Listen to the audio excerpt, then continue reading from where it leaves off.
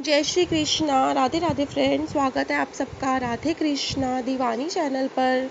आज मैं आपको श्री गणेश जी द्वारा चंद्रमा जी को शाप की कथा सुनाने जा रही हूँ और इसके साथ ही श्री गणेश जी ने कैसी अपनी कृपा चंद्रमा जी पर की वो भी आपको बताने जा रही हूँ। प्राचीन काल की बात है।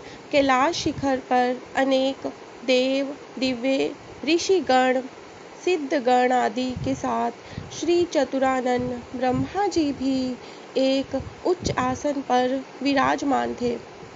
वहीं पर एक अन्य आसन पर भगवान श्री शंकर जी भी माँ जगत जननी उमा माता के सहित सुशोभित थे। उनके निकट ही गणपति जी और कुमार कार्तिकेय जी दोनों ही अन्य बालकों के साथ क्रीड़ा में मगन हो रहे थे। शिव जी के हाथ में एक दिव्य फल था। वे सोच रहे थे कि इसे किसे दिया जाए। पार्वती जी से पूछा तो वो भी कहती थी कि गणेश जी को दे दीजिए, तो कभी कहती कुमार जी को देना उचित होगा।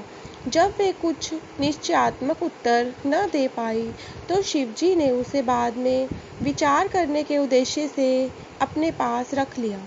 अब दोनों बालक गणेश और कुमार उस फल की मांग करने लगे। जब उनका अधिक आग्रह बढ़ा तब शिवजी ने ब्रह्मा जी से पूछा, हे ब्राह्मण, यह अपूर्व फल देव श्री नारद जी दे गए थे, इसे यह दोनों बालक मांग रहे हैं। फल एक ही है और आधा फल कोई लेना नहीं चाहता। ऐसी स्थिति में आप ही निर्णय कीजिए कि यह इनमें से किसको दिया जाए। चतुरानन विचार कर बोले, यदि फल एक ही है तो नियम अनुसार कुमार जी को दिया जाना चाहिए, क्योंकि किसी भी वस्तु पर बड़े बालक का अधिकार पहले पहुंचता है। ब्रह्मा जी की बात सुनकर शिवजी ने वह फल कुमार को दे दिया। यह देख गणपति जी रुष्ट हो गए। विशेषकर उनका क्रोध चतुरानन पर था कि उन्होंने ऐसी व्यवस्था क्यों कर डाली। सभी समाप्त हुई। सभी देवी देवता आदि उठकर अपने अपने स्थानों को चले गए। ब्रह्मा जी भी अपने लोक में जा पहुँचे।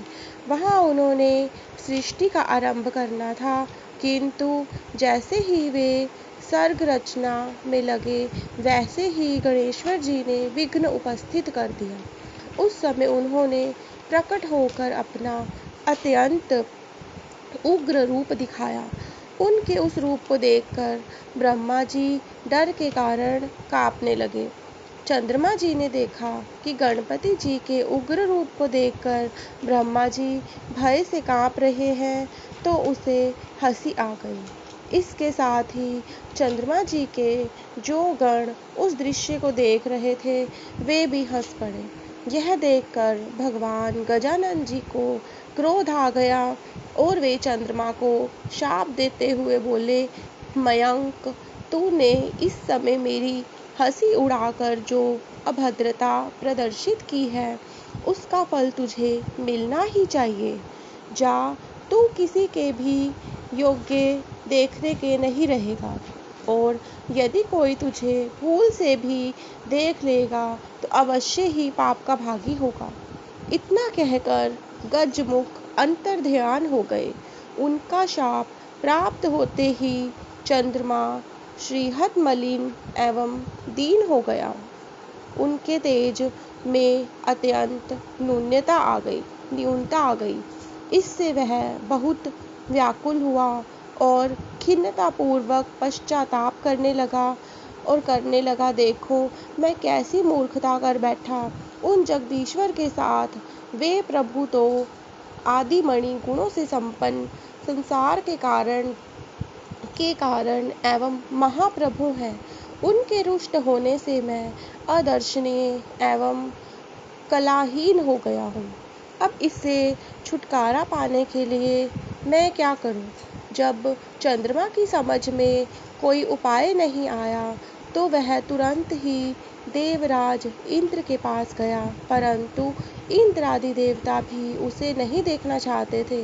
उन सभी ने अपनी अपनी आंखें झुका ली। तब इंद्र ने भी उसकी ओर न देखते हुए ही पूछा, अरे चंद्रमा, तुम्हारी यह दशा कैसे हुई है? क्या गजकर्ण के शाप का ही प्रभाव है यह? सब बात स्पष्ट कहो। तो चंद्रमा जी ने बोला, देवराज, आपसे क्या छिपा है? आप सब कुछ जानते हुए भी अनजान बनकर क्यों पूछ रहे हो? सहशास्त्र, अब शीघ्र ही मेरे शाप मुक्त होने की यत्न करो, अन्यथा समस्त संसार ही मेरे शापित होने से अशुभ फल भोगेगा। इंद्र ने सांत्वना दी और बोले कि चलो ब्रह्मा जी से ही इसका उपाय पूछते हैं, क्योंकि उनके समान ज्ञानी और सर्वलोकोपकारी अन्य कोई नहीं है। सब देवता उसके साथ ब्रह्मलोक पहुँचे। आगे आगे चंद्रमा और पीछे पीछे इंद्र जी के नेतृत्व में सब देवगण। ब्रह्मा जी ने जब यह जाना कि चंद्रमा आ रहा है तो पाप लगने के भय से उन्होंने भी दृष्टि नीची कर ली और बोले, कहो सुधांशु, यहाँ किस अभिप्राय से आना हुआ है? अरे तुम्हारे पीछे तो देवराज इंद्र और समस्त सुरगण ही चले आ रहे हैं। तो इस पर ब्रह्मा जी के प्रश्न का उत्तर देते हुए सूरपति ने कहा कि वे बोले, हे ब्राह्मण, भगवान श्री गणेश्वर आप पर कुपित हुए थे और शाप दे बैठे चंद्रमा को, इसलिए अब आप ही इसे छुड़ाने का कुछ उपाय कीजिए। हम सभी देवता इसी प्रयोजन से आपकी सेवा में उपस्थित हुए हैं। चतुरानन ने कुछ विचार कर कहा, उन्हीं गणेश्वर महाप्रभु की शरण लेनी होगी देवराज। चंद्रमा को आगे रखकर उन्हीं का पूजन एवं सांत्वन करो। अब मैं आपको चंद्रमा जी के ऊपर श्री गणेश्वर जी की कृपा का वृतांत बताने जा रही हूँ। तो सभी देवगण ब्रह्मा जी की बात सुनकर भगवान गजानन जी के पूजन की तैयारी की गई। गणेश्वर जी की प्रतिमा बनाकर षोडशोपचार पूजन एवं भावना पूर्वक स्तुति कर निवेदन किया गया। प्रभु, इस चंद्रमा पर कृपा कीजिए। उस समय यह अज्ञानवश हंस पड़ा था, किंतु अब इसे अपनी मूर्खता का ज्ञान हो गया है नाथ। देवताओं की प्रार्थना पर भगवान गणेश्वर प्रकट हो गए। सभी ने उनका अद्भुत रूप देखकर उन्हें दंडवत प्रणाम किया। तब गणपति जी ने प्रसन्न होकर बोले, हे देवगण, मैं संतुष्ट हूँ, अतएव जो चाहो वह अभी स्पष्ट वर मांग लो। चंद्रमा जी ने उनके चरणों में मस्तक रख दिया और अश्रु जल से पदारविंदों को धोने लगा। श्री गणेश्वर बोले, उठ उठ चंद्रमा, अब संताप ना कर, मैं तुझ पर प्रसन्न हूँ। चंद्रमा बोले, हे महाप्रभु, मुझे शाप मुक्त कीजिए, मेरी कांति नष्ट हो गई है, आप उसे लौटा दीजिए।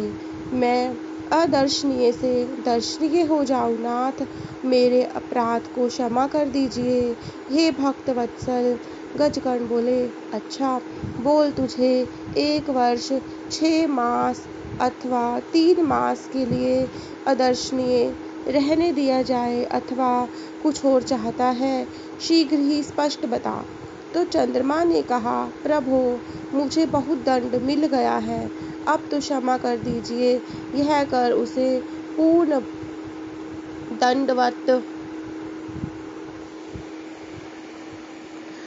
दंडवत करके प्रणाम किया और सभी देवता भी उनके चरणों में झुक गए। श्री गणेश्वर जी ने मुस्कुराते हुए कहा, मैं अपने वचन को मिथ्या कैसे करूं?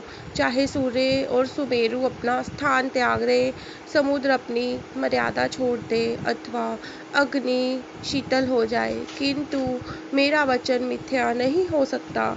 फिर भी मैं तुम्हें वर्ष में 1 दिन के लिए ही शापित रखूंगा तथा जाने या अनजाने में जो कोई भी भाद्रपद शुक्ल चतुर्थी को चंद्रमा को देखेगा वही अभिशप्त होगा और वही अधिक दुख का भागी होगा, इसमें कोई संदेह नहीं है। भगवान, हेरम के इन कृपापूर्ण वचनों को सुनकर चंद्रमा बहुत प्रसन्न हुआ तथा समस्त देवगण भी उनका जय जयकार करने लगे। चंद्रमा ने पुनः निवेदन किया, हे महाप्रभु, भविष्य में मुझसे इस प्रकार की कोई मूर्खता न हो। मेरा चित्त आपके चरण कमलों में के स्मरण में लगा रहे, ऐसा वर मुझे प्रदान कीजिए। गणेश्वर जी ने कहा कि ऐसा ही होगा, परंतु मेरे एकाक्षरधारी मंत्र गौ का जाप करते रहना। यह कहकर भगवान अंतर्ध्यान हो गए और समस्त देवता स्वर्ग लोक को गए तथा चंद्रमा भी अपने लोक में जा पहुँचे। चंद्रमा ने 12 वर्ष तक तपस्या की और गणेश्वर के एकाक्षरी मंत्र गंग का निरंतर जाप करते रहे। पवित्र जाह्नवी के तट पर भक्ति पूर्वक एकाग्र मन से उनका यह तप चलता रहा। तभी सहसा एक दिन वे परम प्रभु चंद्रमा के समक्ष प्रकट हो गए। इस समय उनकी रूप छटा देखकर निशापति अवाक रह गया। उसके चित्त में आश्चर्य मिश्रित भय की अवतारणा हुई, किंतु शीघ्र ही उसे निश्चय हो गया कि वह साक्षात आदिदेव भगवान गजानन ही हैं। तो वह हाथ जोड़कर प्रणाम करता हुआ उनकी स्तुति करने लगा। मैं उन दोनों दांतों से युक्त परमेश्वर को नमस्कार करता हूँ, जो भी अपने भक्तों के सभी विघ्नों का हरण करते तथा सभी के लिए धर्म, अर्थ और काम को प्रशस्त करते हैं। उन विघ्न विनाशक परमात्मा को, गजानन को मेरा नमस्कार है। हे महाप्रभु, मैंने अज्ञानवश जो अपराध किया था, आप उसके क्षमा करके मुझे अपनी शरण में ले लीजिए। इस प्रकार से श्री गणेश जी ने चंद्रमा जी को शाप से मुक्ति कर उन्हें अपनी शरण में ले लिया। बोलो गणपति भगवान जी की जय, महागौरी और भोले बाबा की जय। आशा करती हूँ कि आपको ये कथा अवश्य ही पसंद आई होगी। कमेंट करके ज़रूर बताइएगा और जो मेरे फ्रेंड चैनल पर नए हैं वो चैनल को सब्सक्राइब ज़रूर कीजिए। वीडियो को लाइक और शेयर करना ना भूलिए। हरे कृष्णा, राधे राधे।